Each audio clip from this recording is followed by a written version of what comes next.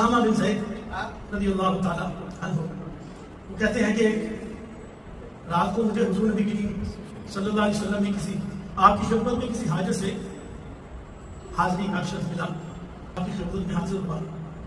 سرکار دو عالم صلی اللہ علیہ وسلم بعد تشریف لائے کاشانہ اقدس سے.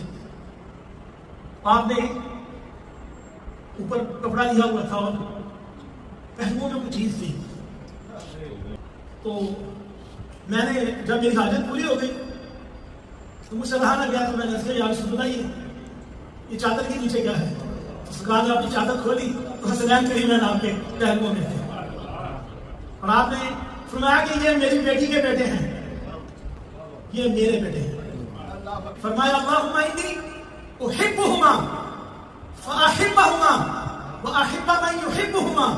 اے اللہ یہ دونوں میرے محبوب ہیں, تو بھی ان کو اپنا محبوب بنا لے اور اس کو بھی